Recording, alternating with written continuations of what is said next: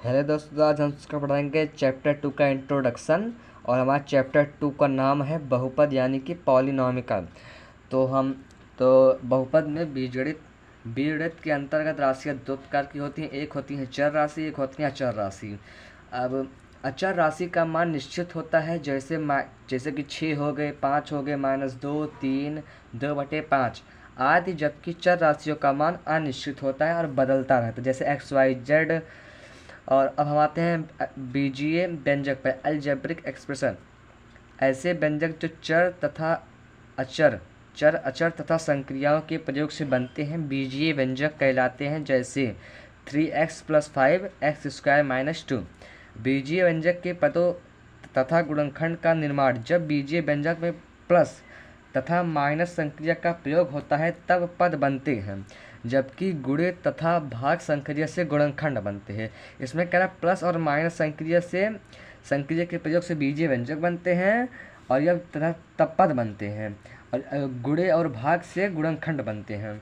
जैसे एग्जाम्पल में आगे हमारा x² - 5x + 6। ये जो हमारा x², ये हमारा पहला पद हो गया, ये -5 हमारा दूसरा पद हो गया और 6 तीसरा पद हो गया। और इसको x² तक कि x गुणे x, यहाँ पे 2x था, इसको गुणा करने पर हमको मिल गया x²। और -5 गुणे 5 को x से गुणा करने पर हमको मिल गया 5x। और +6 गुणे 6 को 1 से गुणा करने पर हमको मिल गया 6। और ये होगा हमारा गुणनखंड। जब किसी पद के गुणनखंड किए जाते हैं तब उसमें प्राप्त संख्यात्मक गुणनखंड कोस पद का गुणांक कहलाता है।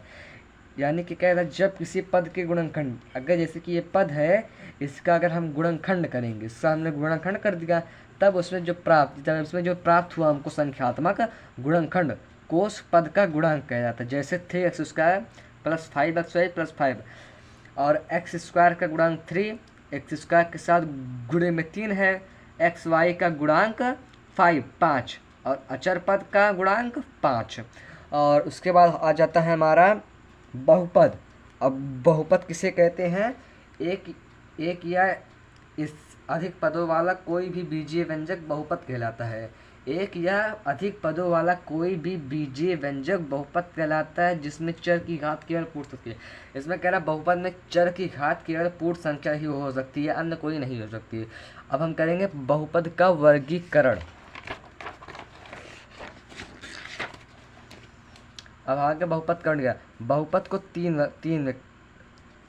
भागों में बांटा गया, पद, घात, चर। अब पद में आ जाते हैं एक पदी बहुपद, द्विपदी बहुपद, तीन पदी बहुपद। और घात में आ जाता है रेखीय बहुपद, द्विघात बहुपद, त्रिघात बहुपद। और चर में आ जाते हैं एक पद के बहुपद, द्विचर के बहुपद, त्रिचर के बहुपद। उसके बाद जिस बहुपद में चर नहीं होते, जैसे कि कोई बहुपद है उसमें चर नहीं है, उसे अचर बहुपद कहते हैं। जिस बहुपद में चर नहीं है उसे अचर बहुपद कहते हैं। जैसे -7, -2, 5/3 में सभी अचर बहुपद हैं। इसमें सभी अचर बहुपद हैं। अचर बहुपद 0 को शून्य बहुपद कहते हैं।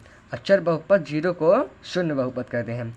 यदि एक चरीय बहुपद में चर x है तो हम px से प्रकट कर सकते हैं। यदि एक चर बहुपद में चर x है, यदि कोई चर बहुपद है और उसमें चर x है तो हम इसे px से प्रकट कर सकते हैं। जैसे px बराबर x² + 5x - 3, py y³ + y + 1, pt t⁵ - t⁴ + 3t² - 2t + 9। उसके बाद एक बहुपद में चर के अधिकतम घात वाले पद के घातांक बहुपद की घात कहा जाता है। बहुपद की घात इसमें बता रहा किसे कहा जाता है। तुम कह सकते हैं एक बहुपद में चर की अधिकतम घात वाले पद के घातांक को बहुपद की घात कहा जाता है। एक घात वाले बहुपद को रैखिक बहुपद, जो एक घात वाले बहुपद होते हैं उन्हें रैखिक बहुपद कहते हैं। जैसे कि 2x - 1, इसमें देखिए एक घात है, इसमें भी एक घात है। और 12y + 1, 2 - 4, और etc।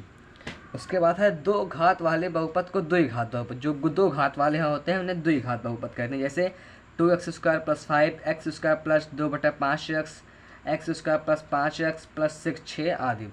तीन घात वाले बहुपद को त्रिघात बहुपद कहते हैं। जैसे 4x² 2x³ plus x² plus 5 etc। बहुपद के शून्यक। किसी बहुपद में चर के स्थान पर वास्तविक संख्या को प्रतिस्थापित करने पर यदि बहुपद का मान शून्य आ जाए तो वह वास्तविक संख्या उस बहुपद का शून्यक कहलाती है। इसमें कह रहा है बहुपद के शून्यक। किसी बहुपद में चर के स्थान पर वास्तविक संख्या को प्रतिस्थापित करने पर यदि किसी बहुपद उसमें चर के स्थान पर आप वास्तविक संख्या को स्थापित कर देते हैं, यदि बहुपद का मान शून्य आ जाए और वास्तविक संख्या स्थापित करने पर यदि जो बहुपद है उसका मान शून्य आ जाए तो वह वास्तविक संख्या उस बहुपद के शून्यक, फिर जो वास्तविक संख्या है उसकी उस बहुपद का शून्यक कहलाती है। जैसे px बराबर x² माइनस 9, px बराबर x माइनस 3 और इसमें x बराबर 3, x बराबर 3, px का शून्यक है, px का शून्यक है। नोट, एक शून्योत्तर अचर बहुपद का कोई शून्यक नहीं होता। जो एक शून्योत्तर अचर बहुपद है उसका कोई भी शून्यक नहीं होता है। परंपरा के अनुसार प्रत्येक वास्तविक संख्या शून्य बहुपद का एक शून्यक होती है। परंपरा के अनुसार प्रत्येक वास्तविक संख्या, हर एक वास्तविक संख्या शून्य बहुपद का एक शून्यक होती है और प्रत्येक रैखिक बहुपद का केवल एक, जो प्रत्येक रैखिक बहुपद है उसका केवल एक शून्यक होता है। एक बहुपद के एक से अधिक शून्यक हो सकते हैं। जो एक बहुपद है उसके एक से ज़्यादा भी शून्यक हो सकते हैं। रैखिक बहुपद शून्यक ज्ञात करना। आप रैखिक बहुपद को शून्य के कैसे ज्ञात करेंगे? ax प्लस b बराबर 0, x बराबर माइनस b बटे a, जहाँ a और b वास्तविक संख्या हैं। अब आप लीजिए शेषफल प्रमेय को। मान लीजिए px एक या एक से अधिक घात का बहुपद है। यदि px को रैखिक बहुपद x माइनस a से भाग दिया जाता है तो शेषफल p a होता है, जहाँ a एक वास्तविक संख्या है। जैसे px x की power 4 minus 4x² plus x³ plus 2x plus 1, gx बराबर x माइनस 1। फिर आ जाएगा हमारा px भागे gx, फिर gx बराबर a, क्योंकि जब इसको भाग दें तो a आ गया, a हो गया। और x माइनस 1 बराबर 0, तो p1 बराबर 1 की पावर 4 यही रख देंगे हम, क्योंकि x का मान 1 आया हमारा। फिर यहाँ पे माइनस 4x² था, फिर माइनस 4 को x² को 1 की स्क्वायर 1 ही होता है, तो माइनस 4 प्लस 1 का क्यूब 1 ही होगा, प्लस 2 को 1 से गुणा करेंगे 2 ही आएगा, और प्लस 1 गुणे 1 1 हो गया। फिर इसको जोड़ेंगे, प्लस का जोड़ेंगे, 2 1 3 1 4 1 5, 5 आ गया, माइनस 4 आ गया हमारा शेषफल 1।